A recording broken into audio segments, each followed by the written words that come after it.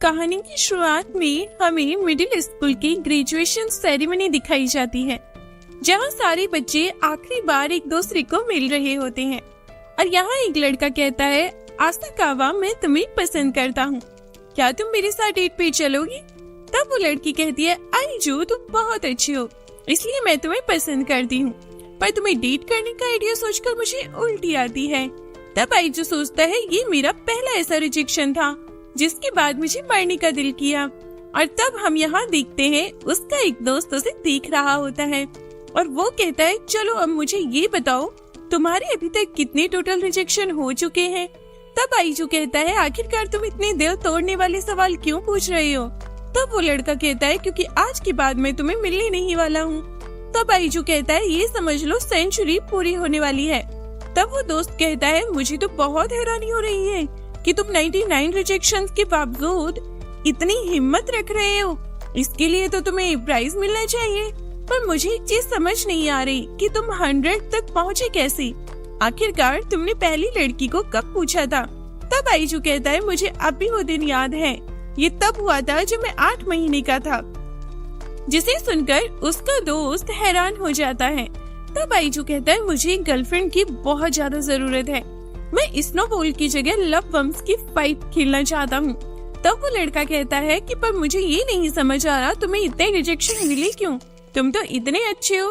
पर चलो कोई बात नहीं, मैं उम्मीद करता हूँ कि हाई स्कूल में अगर तुम्हारे रिजेक्शन थोड़े और बढ़ भी जाते हैं तो तुम मरोगे नहीं। तब आईजू कहता है, मेरे अच्छे फ्रेंड होने के नाते कम से कम मेरे आने वाली जिंदगी को श्राप तो मत दो। और तब यहाँ हम देखते हैं कि आईजू भगवान से गर्लफ्रेंड मांग रहा होता है और तभी वहाँ एक पर्सन आते हैं और कहते हैं, चिंता मत करो। तब आईजू चोर चोर चिल्लाने लगता है। तब वो पर्सन कहते हैं कि मैं कोई चोर नहीं हूँ, मैं इस मंदिर का देवता हूँ। तुम चिंता मत करो आईजू, तुम्हारी किस्मत में लिखा हुआ है कि तुम्हें हाई स्कूल में तुम्हारी गर्लफ्रेंड मिल जाएगी। तुम्हारी किस्मत में लिखा है कि तुम्हें बहुत ब्यूटीफुल लड़की मिलने वाली है। जिसे सुनकर आईजू एक्साइटेड हो जाता है। तब वो गॉड कहते हैं, ये क्या है? तुम्हें तुम्हारी सोलमेट मिल जाएगी, जिसे जन्म से ही तुम्हारे लिए चुना गया है। और जब भी दो सोलमेट्स आपस में मिलते हैं तब उनकी बॉडी में करंट फ्लो होने लगता है और वो एकदम से ही एक दूसरे के प्यार में गिरने लगते हैं, जिसे तुम लोग लव एट फर्स्ट साइट कहते हो। पर एक चीज है, लड़कियों को इसके बारे में तभी पता चल जाता है जबकि ये होता है और लड़कों को टाइम के साथ धीरे धीरे पता चलता है। और तब आईजू गॉड की सारी बातों को रिपीट कर रहा होता है। तब गॉड कहते हैं, मेरी बातों को रिपीट करना बंद करो। सोलमेट्स अपनी जिंदगी में एक स्पेशल टाइम पे मिलने के लिए बने होते हैं। तब आईजू कहता है, और उन लड़कों का क्या जो हमेशा सिंगल रहते हैं? तब गॉड कहते हैं कि ये बात सच है कि सभी को सोलमेट्स नहीं मिलती हैं और जिन्हें मिलती हैं वो सच में बहुत खुशनसीब होते हैं। और एक और बात, तुम्हें हाई स्कूल में 100 सोलमेट्स मिलेंगी। तो अब क्या तुम खुश हो कि अब तुम्हें अपने हिसाब से लड़की चूज करने का मौका मिलेगा? और तभी हम देखते हैं कि कुछ चीजों को स्किप कर दिया जाता है। तब आईजू कहता है, क्या अगर आप झूठ कह रहे हैं तो क्या मैं इस टेम्पल को जला सकता हूँ? और तब हमें 1 महीने बाद का सीन दिखाया जाता है जहाँ आईजू ने एक हाई स्कूल में एडमिशन ले लिया होता है। और तब हम देखते हैं कि वो हाई स्कूल में जाके 2 लड़कियों से टकरा जाता है और अचानक से उन तीनों को अपनी बॉडी के अंदर एक बिजली महसूस होती है। तब आईजू सोचता है, तो क्या इसका मतलब गॉड के हिसाब से ये दोनों मेरे सोलमेट्स हैं? पर मुझे इन्हें ऐसे नहीं देखना चाहिए क्योंकि इन्हें अभी तक कुछ भी नहीं पता है और अगर मैं इन्हें ऐसे देखूंगा तो थोड़ा वियर्ड लगूंगा। और तब आईजू उन दोनों की मदद करने लगता है और तभी एक लड़की नाटक करती हुई कहती है, लगता है मेरे पैर में मोच आ गई है, तो क्या आप मुझे उठाकर मेडिकल रूम में छोड़ दोगे? तब आईजू से माफी मांगते हुए सोचता है कि आखिरकार मैं किस तरह का सोलमेट हूँ, मैंने पहली मीटिंग में ही अपने सोलमेट्स को चोट पहुँचा दी। तब वो लड़की आईजू को रोता हुआ देखकर सोचती है, ये देखो ये कितना अच्छा लड़का है, सच में इसकी सोलमेट कितनी प्यारी है। और तब दूसरी लड़की भी सेम एक्टिंग करने लगती है। तब आईजू अपने आप को मारते हुए कहता है, आखिरकार मैं किस तरह का इंसान हूँ, मैंने सिर्फ चलते हुए ही 2 लड़कियों को हर्ट कर दिया। और तब वो दोनों लड़कियाँ खड़ी होकर उसे रोकने लगती हैं। पर आईजू के देखने पर वो फिर से लेट जाती है और आइजू को उनकी मदद करने के लिए कहती हैं। और तब हम यहाँ देखते हैं कि वो दोनों आइजू को छोड़ने का नाम ही नहीं ले रही होती। तब आइजू सोचता है, क्या मैं सपना देख रहा हूँ? ये दोनों तो मुझे छोड़ ही नहीं रही हैं। मैं तो सच में इस यूनिवर्स का सबसे लकी पर्सन बन चुका हूँ। और कहता है हमें जल्द से जल्द मेडिकल रूम जाना चाहिए, क्योंकि अगर हमने जल्दी नहीं की तो मुझे लग रहा है मैं भी लड़की बन जाऊंगा। और तब आइजू ने अपना नाम बताता है। तब इंदा और हाना दोनों अपना नाम बताती हैं और कहती हैं हम सभी लोग एक ही क्लास में हैं। कुछ लड़कियां बात कर रही होती हैं कि क्या तुमने स्कूल लव की वो कहानी सुनी है जिसमें कहा जाता है कि इस स्कूल के पीछे पिंक क्लोवर्स का एक बगीचा है। अगर उसमें से किसी को 4 लीफ फ्लावर मिल जाता है और अगर वो उसे लेकर किसी को प्रपोज करता है तो उन्हें हाँ होने की सक्सेस रेट 100% होती है। और तब वो दोनों लड़कियां वहाँ से चली जाती हैं। और तब हम यहाँ देखते हैं कि स्कूल की छुट्टी होने के 4 घंटे बाद भी आइजू स्कूल में ही होता है और वो एक टीचर की कॉन्टेक्ट लेंस ढूंढने में मदद कर रहा होता है। और वो वापस जाते हुए सोचता है कि काश मैं उन लड़कियों से स्कूल के बाद भी मिल सकता। और तब वो देखता है कि वो दोनों लड़कियां बगीचे में 4 लीफ फ्लावर ढूंढ रही होती हैं और सोचता है आखिरकार ऐसा कौन करता है? क्या ये सच में मेरे लिए इतनी मेहनत कर रही हैं? तो मुझे जल्दी से कुछ करना होगा। और तब आइजू इंदा के पास चला जाता है और कहता है आप 4 लीफ फ्लावर ढूंढते हुए थक चुकी होंगी। तब इंदा कहती है आखिरकार 4 लीफ फ्लावर कौन ढूंढ रहा है? मैं तो बस यहाँ कुछ ढूंढ रही थी। तब आइजू कहता है आखिरकार हाना कहाँ गई? पर चलो कोई बात नहीं, आप प्लीज ये जूस पी लीजिए। तब इंदा कहती है आखिरकार तुम करना क्या चाहते हो? तब आइजू कहता है सॉरी, मुझे पता है कि तुम्हें अजीब लग रहा है क्योंकि हम आज पहली बार मिले हैं और मैं ये सब कुछ कर रहा हूँ। तब इंदा उसके हाथ से जूस पकड़कर कहती है तुम अजीब हो, मैं इसे फेंकने वाली थी पर मैं इसे अब पी लूंगी क्योंकि मैं नहीं चाहती कि ये वेस्ट हो जाए। तब आइजू कहता है मैं आपको इस परेशानी में नहीं डालना चाहता था, पर अब आपको घर वापस जाना चाहिए। तब इंदा उसे थैंक यू कह के वहाँ से चली जाती है। तब हाना भी वहाँ आ जाती है और आइजू से पूछती है आखिरकार तुम यहाँ क्या कर रहे हो? तब आइजू कहता है मैंने देखा आप दोनों 4 लीफ फ्लावर ढूंढ रही हैं, तो इसलिए मैं आपके लिए ड्रिंक लाया हूँ। और तब हाना उससे ड्रिंक लेते हुए कहती है इसके लिए थैंक यू, पर मैं इसे पूरा नहीं पी पाऊंगी। तो फिर क्या तुम मेरे लिए इसे आधा पी सकते हो? और सोचती है अगर ये हो जाएगा तो मैं आइजू को इनडायरेक्टली किस कर पाऊंगी। तब आइजू कहता है लगा ही था कि 350 ml आपके लिए ज्यादा हो जाएगा, इसलिए मैं आपके लिए 190 ml लाया हूँ। तब हाना कहती है पर 350 का हाफ तो 175 ml होता है और ये तो 190 ml है, मतलब कि 15 ml ज्यादा है और मुझे नहीं लगता मैं इसे पी पाऊंगी। और तब आइजू उसमें से थोड़ी ड्रिंक पी लेता है और उसे कह देकर सोचता है यह तो इनडायरेक्ट किस हुई ना। और हम देखते हैं कि हाना एक्साइटमेंट के चक्कर में उस ड्रिंक को नीचे गिरा देती है और रोने लगती है। और तब आइजू उसे अपने कपड़ों पर गिरा हुआ जूस साफ करने के लिए अपना हैंकी दे देता है। और तब हाना आइजू का हाथ पकड़कर कहती है कि सुनो, मैं तुमसे प्यार करती हूँ, क्या तुम मेरे साथ बाहर चलोगे? और मैं जानती हूँ ये थोड़ा जल्दी हो रहा है, पर मुझे लगता है मैं तुमसे पागलों की तरह प्यार करती हूँ। अब मुझे ऐसा लगता है वो मैं अकेली नहीं हूँ जिसे ऐसा फील होता है, इसलिए मुझे लगा मुझे ये पहले ही कह देना चाहिए, कहीं देर ना हो जाए। तब आइजू सोचता है ये बात पहली बार किसी लड़की ने मुझसे पूछी है, मैं तो सच में आसमान की ऊंचाइयों में पहुँच चुका हूँ। और तभी वहाँ इंदा आ जाती है। तब आइजू पूछता है आप इतनी सारी कैन लेकर यहाँ पर क्या कर रही हैं? तब इंदा कहती है तुम ऐसा मत समझना कि मैं ये सारी कैन इसलिए लाई हूँ क्योंकि मैं तुम्हें तुम्हारे कैन के बदले कुछ देना चाहती थी, पर 1 मिनट रुको, हाना आखिरकार कौन बन के तुम्हें ये करने का राइट दे गया? तब हाना कहती है आखिरकार तुम कहना क्या चाहती हो? मुझे नहीं पता था तुम भी आइजू को पसंद करती हो। तब इंदा कहती है आखिरकार ये किसने कहा तुमसे? पर अगर ये मेरे साथ बाहर जाना ही चाहता है तो मुझे इसकी गर्लफ्रेंड बनने में कोई दिक्कत नहीं है। तब आइजू सोचता है मैंने कभी भी किसी को ऐसे पूछते हुए नहीं देखा, ये तो ऐसे लग रहा है जैसे कि वो उस पर एहसान कर रही हो। तब इंदा कहती है पर सच बात तो ये है कि मैं तुमसे ये कहना चाहती हूँ कि मैं तुमसे बहुत प्यार करती हूँ, प्लीज मेरे साथ बाहर चलो। और तब वो दोनों आइजू को उनमें से एक को चूज करने के लिए कहती हैं। तब आइजू कहता है तो चलो फिर इसके बारे में एक छोटी सी ब्रेक के बाद जानेंगे। तब यहाँ घर में आईजू सोच रहा होता है, वो दोनों तो बहुत ज्यादा सुंदर हैं, आखिरकार मैं किसे चूज करूँ? तो क्या ये इसलिए हो रहा है क्योंकि वो दोनों मेरी सोलमेट्स हैं और अब तो मैं उन्हें कल तक का वेट करने के लिए कह दिया है, तो अब मैं क्या करूँ? और तब वो गॉड से मिलने जाता है। तब गॉड कहते हैं तुम्हें मुश्किल तो होगी क्योंकि वो दोनों ही तुम्हारी सोलमेट्स हैं। तब आईजू कहता है तो आखिरकार उन लोगों ने क्या किया है जिन्हें मेरी तरह 2 सोलमेट्स मिली हैं? तब गॉड कहते हैं कि वैसे तो सभी लोगों को एक ही सोलमेट दी जाती है, पर लगता है तुम्हारी बर्थ वाले दिन कुछ अलग ही हुआ था, जिसकी वजह से मैं यानी कि गॉड ऑफ लव ने एक बहुत बड़ी मिस्टेक कर दी। तब आईजू कहते हैं आखिरकार क्या हुआ था?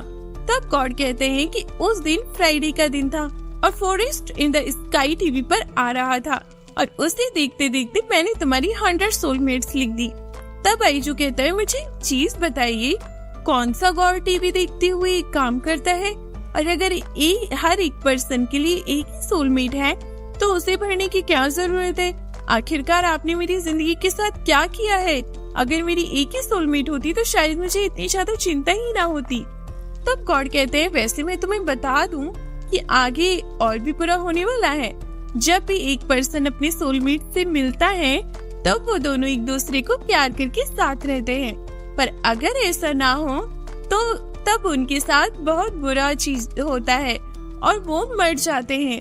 एक सोलमेट होना किसी आशीर्वाद से कम नहीं है और ये पूरी लाइफ टाइम के लिए गुड लक के इक्वल होता है। और अगर कोई अपनी सोलमेट से ना मिल पाए तो उनके साथ बहुत बुरी बुरी चीजें होती हैं। तब आईशू कहता है तो आपके कहने का मतलब है अगर मैं उनमें से किसी एक के साथ गया तो उनमें से एक मर जाएगी?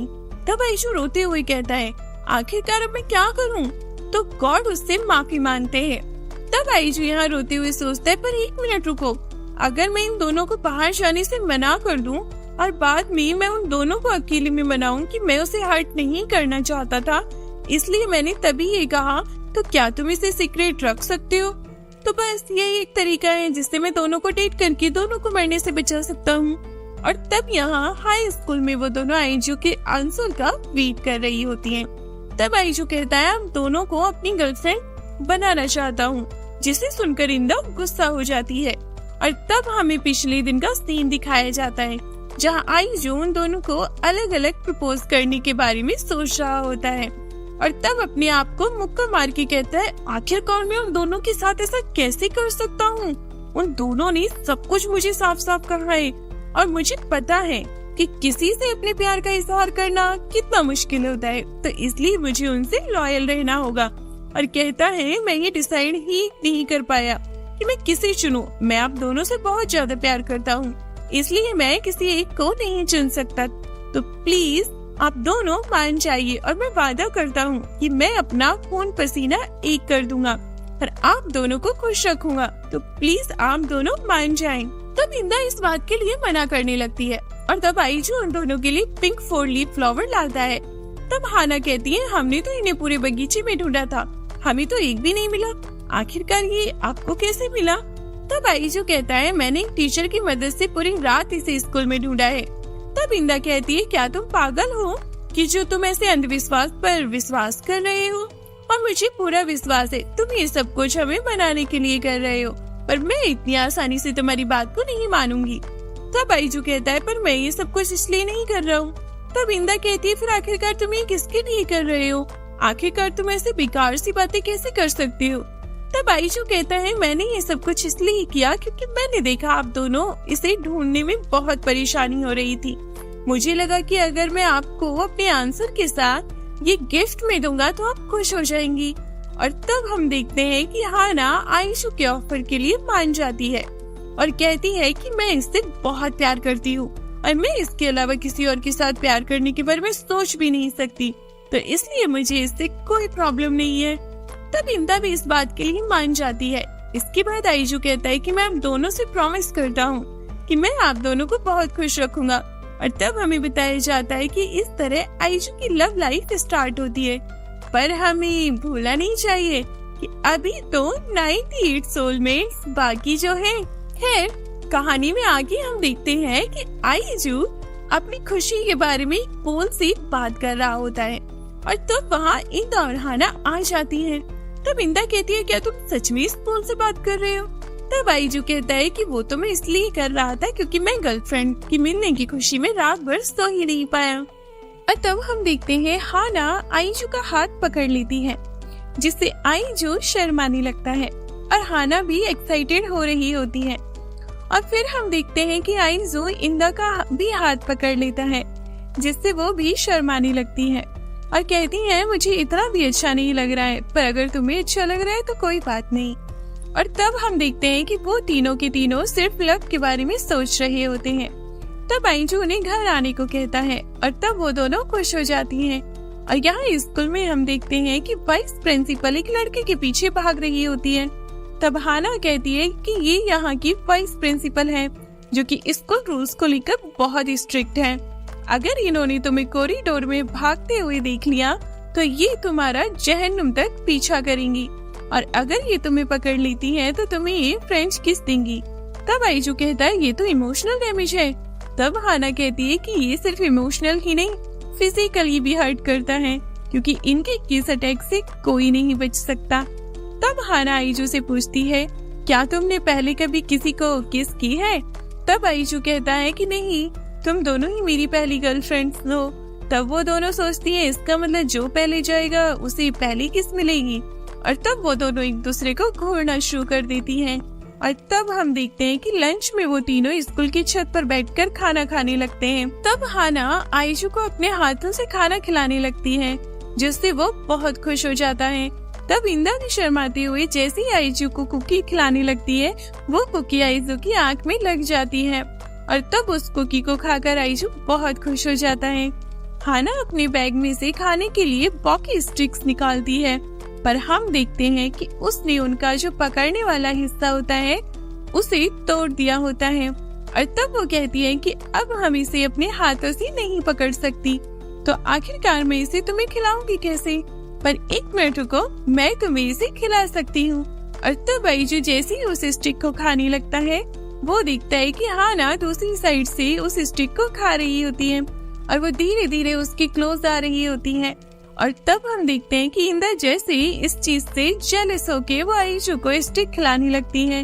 वो स्टिक आईजू की दूसरी आंख में लग जाती है, जिससे हाना की स्टिक भी टूट जाती है। तब इंदा कहती है, आखिरकार तुम्हारी आंखें इतनी लाल क्यों हैं? क्या तुम्हें कोल्ड हो गया है? और आईजू का मुंह पकड़ लेती है और कहती है, लोगों को कहना है कि अगर तुम कोल्ड को किसी को पास कर दो तो तुम ठीक हो सकते हो, तो इसलिए तुम मुझे इसे अपने मुंह से पास कर दो। पर हम देखते हैं कि हाना उन दोनों के बीच में आ जाती है और कहती है, मुझे सबसे पहले तुम्हारा टेम्परेचर चेक करना होगा। हमारे घर में इसे चेक करने के लिए हम फोरहेड और लिप्स दोनों चेक करते हैं। और तब हम देखते हैं कि हाना और इंदा दोनों आपस में लड़ना शुरू कर देती हैं। तब आईजू कहता है, आखिरकार तुम दोनों को हुआ क्या है? क्या तुम दोनों मुझे किस करना चाहती हो? तब वो दोनों इस बात से मुकर रही होती हैं। तब आईजू सोचता है, क्या ये दोनों मुझे किस करने के लिए इतना कुछ कर सकती हैं? और कहता है, तुम दोनों ने मुझसे पूछा क्यों नहीं? मैं भी तो तुम्हें किस करना चाहता हूँ। तब हाना कहती है कि अगर हमें तुम्हें किस करना है तो हमें सबसे पहले डिसाइड करना होगा कि पहले किस कौन करेगा। और तब वो दोनों फिर से लड़ना स्टार्ट कर देती हैं। तब आईजू कहता है, चिंता मत करो, मैं कल ही ऐसी सिचुएशन के लिए प्लान बना लेता हूँ। तब इंदा कहती है, पर कल ही तो हमने डेट करना स्टार्ट किया है। तब आईजू कहता है, सच कहूँ तो कल एक्साइटमेंट के चक्कर में मैं पूरी रात सोया ही नहीं हूँ और मैंने पूरी रात ये सोचा कि मैं तुम दोनों को इस दुनिया की सबसे खुशनसीब लड़कियाँ कैसे बनाऊं। और तब वो दोनों शर्माने लगती हैं। फिर आईजू कहता है, मैंने इस फर्स्ट किस की प्रॉब्लम के लिए सोचा है कि हम ये पता ही नहीं लगने देंगे कि फर्स्ट किस मैंने किसे की है। तब इंदा कहती है, पर आखिरकार हम ये कैसे करेंगे? तब हाना कहती है कि अगर हम इसे अलग अलग जगह पर करें तो फिर सिर्फ आईजू को ही पता लगेगा कि उसने पहले किस किसे की है। और तब आईजू इस प्रॉब्लम के सॉल्यूशन के लिए उन्हें एक dice music player eye mask देता है और कहता है, हम तीनों इन तीनों चीजों का इस्तेमाल करेंगे और तब हम डिसाइड करेंगे कि तुम दोनों कहाँ खड़ी होंगी।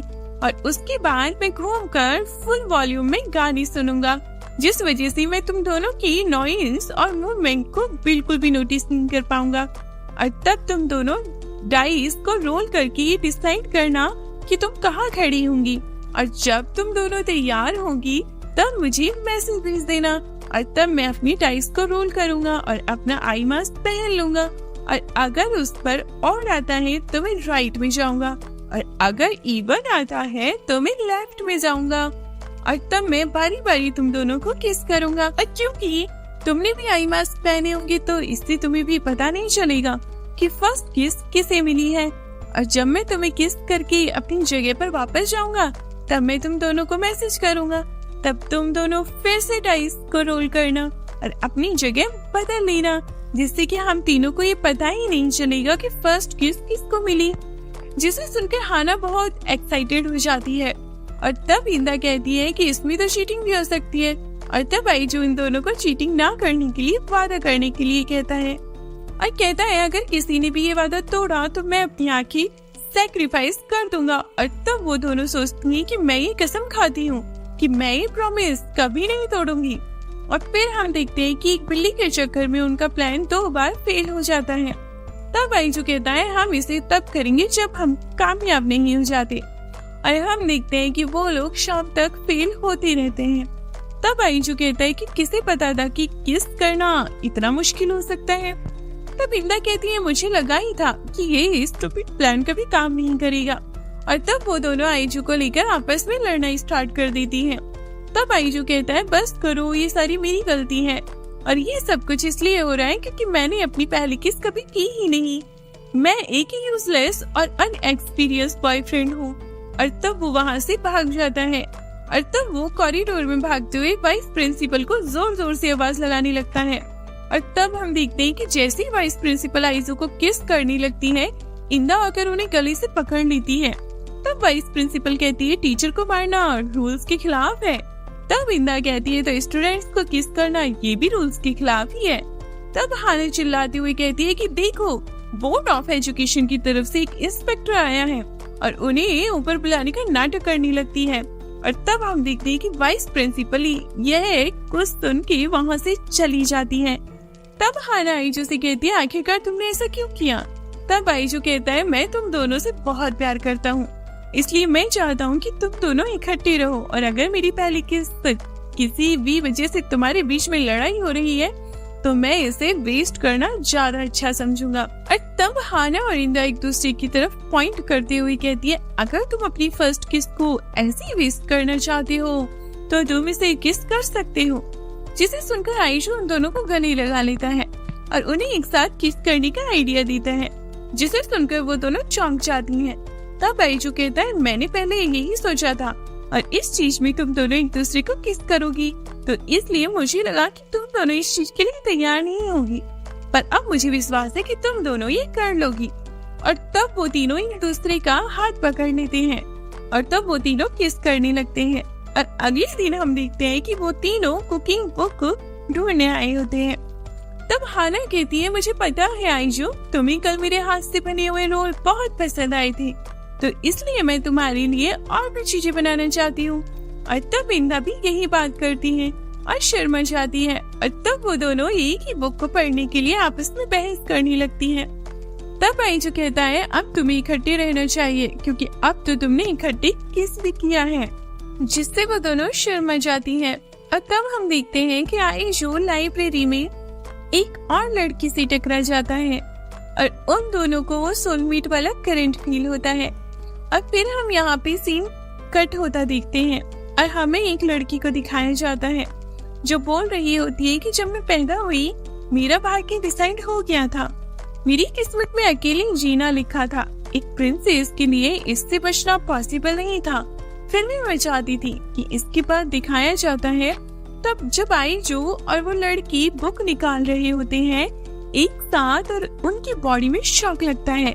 आईजू मन में कहता है कहीं ये मेरी सोलमेट तो नहीं, तो ये लड़की जो है पीछे हटने लगती है। आईजू कहता है तुम ले लो पहले। तभी ये बुक में आईजू को कुछ दिखाने लगती है जिसमें लिखा होता है मैं इस लैंड की गवर्नर हूँ।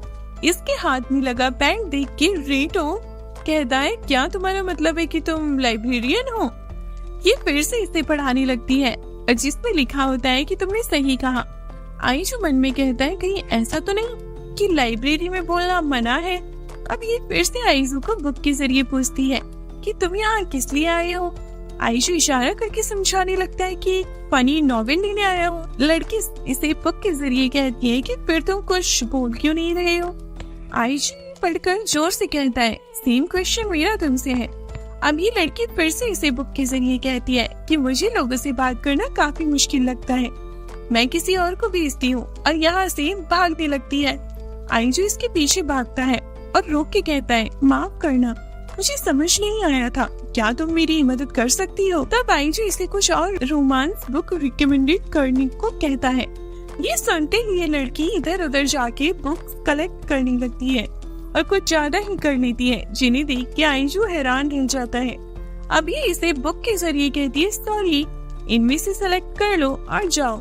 आइजू कहता है तुमने मेरे लिए इतनी सारी बुक्स पिक करी हैं, तो मैं सारी ही पढ़ूंगा। अगले दिन तभी यहाँ की टीचर कहती है सॉरी, लेकिन लाइब्रेरी कार्ड इशू करने में 1 हफ्ता लगेगा, तो 1 हफ्ते बाद आना बुक लेने। और यहाँ पे आइशू को हाँ का पोपट हो ही जाता है। तभी वह लड़की आती है और आइशू को अपनी बुक देने लगती है। ये देख आइशू से थैंक्स कहता है और बोलता है तुम्हारा नाम क्या है। ये लड़की अपना कार्ड दिखाती है जिसमें लिखा होता है शिजुका।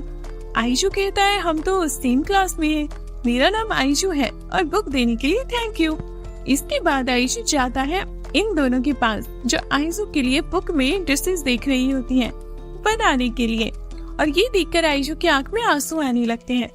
नेक्स्ट सीन में आइशू घर पर शिजुका की दी हुई बुक पढ़ रहा होता है जिसमें कहानी होती है प्रिंसेस लो की और उसकी नाइट कुरो की और उनके रोमांस की। इस कहानी में कुरो बोल रहा होता है कि प्रिंसेस लो से मैं आपकी रक्षा करूंगा चाहे जो हो जाए, और इसके बाद एक ड्रैगन प्रिंसेस पर हमला कर देता है और कुरो अपनी जान की बाजी लगा के इस ड्रैगन से उन्हें बचा लेता है। इसके बाद प्रिंसेस इसे हील कर रही होती है और ऐसे इन दोनों में प्यार हो जाता है। नेक्स्ट सीन में प्रिंसेस के फादर इसकी शादी किसी दूसरे रॉयल फैमिली में तय कर देते हैं और उनको कुरो भागते हुए आता है और कहता है प्रिंसेस लो, मैंने कसम खाई थी मैं आपकी रक्षा करूंगा हमेशा। क्यों, क्या जो हो रहा है उसे बदला नहीं जा सकता। और यहाँ आइशू पढ़ते हुए बोल रहा होता है कि कुरो हार मत मानो, लेकिन यहीं पर यह बुक एंड हो जाती है और आगे की कहानी इसकी नेक्स्ट वॉल्यूम में आएगी। अब आइशू मन में सोच रहा होता है कि वही वाली बात कि सोलमेट को एक साथ रहना होगा वरना वो मर जाएंगे। अब अगले दिन रेंटो क्लास में आ जाता है और कहता है कि गुड मॉर्निंग, यह है लो तुम्हारी बुक, इसे मैंने एक ही रात में पढ़ लिया। अब ये काफी शर्माने लगती है और बैग से बुक का दूसरा पार्ट निकालकर आइजू को देती है।